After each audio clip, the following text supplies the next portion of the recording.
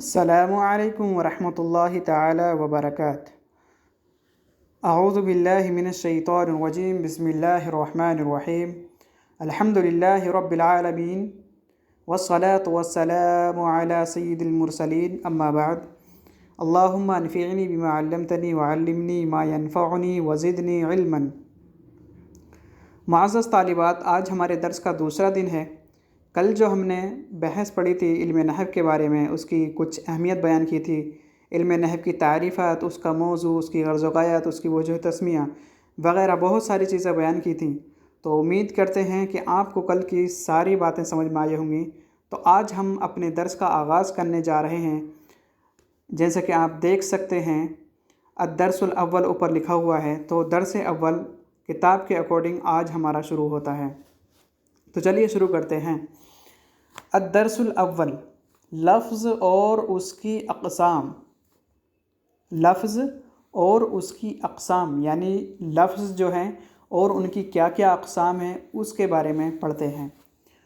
تو بتا رہے ہیں، انسان جو بات بولتا ہے اسے لفظ کہتے ہیں۔ انسان جو بات بولتا ہے یعنی جو بھی انسان کے منہ سے نکلتا ہے کہنے کے لیے اسے لفظ کہتے ہیں۔ پھر جو لفظ بے معنی ہو، یعنی انسان جو بولتا ہے ضروری نہیں ہے کہ وہ بامعنی ہی لفظ بولے گا، بے معنی ہی بول سکتا ہے، یعنی ایسے الفاظ بھی بول سکتا ہے جس کا کوئی معنی مطلب نہیں ہو، تو اسی کے بارے میں بیان کر رہے ہیں۔ پھر جو لفظ یعنی جو لفظ انسان بولتا ہے اگر وہ لفظ بے معنی ہو یعنی اس کا کوئی معنی مطلب نہیں ہے تو اس طرح کے لفظ کو مہمل کہتے ہیں۔ بات سمجھ رہے ہیں نا؟ پھر جو لفظ بے معنی ہو یعنی جو لفظ انسان کے منہ سے نکلا ہے وہ لفظ اگر بے معنی ہے تو اسے مہمل کہتے ہیں۔ جیسے کہ مثال بھی دے رہے ہیں آگے، دیزن۔ تو دیزن یہ انسان کی زبان پھسلی اور وہ زیدن کی جگہ دیزن بول دیا اس نے، تو دیز اس کا کوئی معنی مطلب نہیں ہے، تو اس وجہ سے جو لفظ کا معنی مطلب نہیں ہوتا ہے اس کے بارے میں بتا رہے ہیں، اس کو مہمل کہتے ہیں۔ اور جو لفظ با معنی ہو یعنی انسان کے منہ سے جو الفاظ نکلا ہے، جو وہ بات اس نے بولی ہے، اگر وہ لفظ با معنی ہے یعنی اس کا معنی مطلب ہے تو اس لفظ کو موضوع یا مستعمل کہتے ہیں۔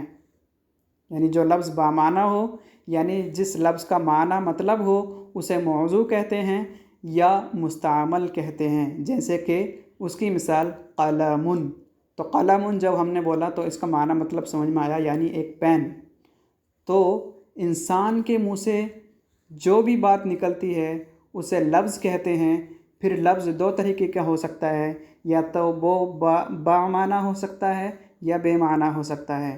اگر بے معنی ہے تو اسے مہمل کہتے ہیں، اور اگر با معنی ہے تو اسے موضوع یا مستعمل کہتے ہیں۔ پھر وہ لفظ جو موضوع ہے اس کی بہت ساری اقسام بیان کی ہیں، تو دیکھتے ہیں کیا کیا اقسام ہیں۔ تو موضوع کی اقسام بیان کر رہے ہیں۔ موضوع لفظ کی دو قسمیں ہیں، یعنی وہ موضوع لفظ جس کا معنی مطلب ہے اس کی دو قسمیں آتی ہیں۔ نمبر 1 مفرد، نمبر 2 مرکب۔ اکیلے موضوع لفظ کو مفرد یا کلمہ کہتے ہیں، جیسے کہ جمل۔ بات سمجھ میں آ رہی ہے؟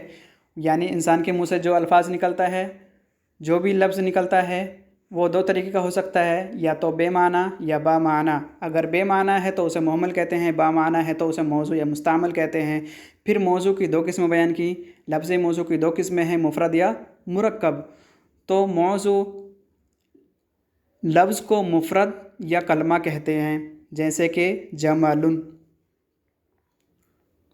اور ایک سے زائد موضوع الفاظ کے مجموعہ کو کیا کہتے ہیں؟ مرکب کہتے ہیں، جیسے کہ لیلۃ القدر زید جالس فی المسجد۔ تو بات سمجھ میں آ گئی ہے آپ کو؟ تو لفظ موضوع کی دو قسمیں ہیں، مفرد یا مرکب۔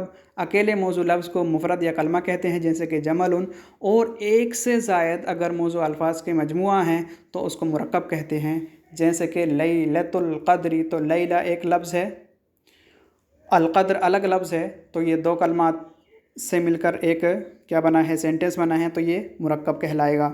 زید جالس فی المسجد، اس میں بہت سارے الفاظ ہیں، زید ہے، جالس ہے، فی ہے، المسجد ہے۔ تو اس طریقے سے ایک سے زائد مل کر جو الفاظ کا مجموعہ ہوتا ہے اس کو کیا کہتے ہیں؟ مرکب کہتے ہیں۔ پھر مرکب کی اقسام بیان کر رہے ہیں یہاں پر۔ مرکب کی اقسام، تو مرکب کی دو قسمیں ہیں۔ کتنی قسمیں ہیں مرکب کی؟ دو قسمیں ہیں۔ نمبر 1 ناقص تام، یعنی مرکب ہے تو وہ دو حال سے خالی نہیں ہوگا، یا تو وہ ناقص ہوگا یا تام ہوگا۔ ناقص کیا ہوتا ہے، تام کیا ہوتا ہے، وہ آگے آپ کو بیان کریں گے۔ تو بتا رہے ہیں جس مرکب میں بات مکمل نہ ہو، یعنی مرکب ہے، یعنی بہت سارے الفاظ ملے ہوئے ہیں اس میں، مرکب جملہ ہے وہ، لیکن اس میں بات مکمل نہ ہو۔ بات مکمل نہ ہو یعنی اس سے کچھ سمجھ میں نہ آئے، اس کے ملنے سے کچھ بات سمجھ میں نہ آئے، بات مکمل نہ ہو، تو اسے مرکب ناقص یا دوسرا نام مرکب غیر مفید بھی کہتے ہیں۔ جیسے کہ ماء البحر ولد صغیر، چھوٹا لڑکا، آسمان کا سمندر کا پانی۔ تو اس طریقے سے یہ مرکب تو ہے لیکن مرکب ناقص ہے، مرکب غیر مفید ہے، اس لیے کہ اس میں کوئی بات مکمل نہیں ہوئی۔ پھر دوسری قسم بتائی تھی مرکب کی، مرکب تام۔ مرکب تام کیا ہے؟ تو بتا رہے ہیں اور جس مرکب میں بات مکمل ہو جائے اسے مرکب تام کہتے ہیں۔ بات مکمل ہو جائے یعنی اس سے کچھ بات سمجھ میں آئے، جیسے کہ اللہ احد، اللہ ایک ہے، لا تکذب، جھوٹ مت بولو۔ مرکب تام کو مرکب مفید اور جملہ اور کلام بھی کہتے ہیں۔ تو مرکب نام کا دوسرا نام مرکب مفید، جملہ اور کلام بھی ہے۔ تو اس طریقے سے مرکب کی یہ دو قسمیں ہیں، ناقص اور تام۔ پھر جملے کی اقسام یہاں پر بیان کر رہے ہیں۔ جملہ، جس جملے کا پہلا جز اسم ہو اسے جملہ اسمیہ کہتے ہیں۔ بات سمجھ میں آ رہی ہے نا؟ یعنی مرکب تام کا ہی دوسرا نام کیا ہے؟ جملہ ہے۔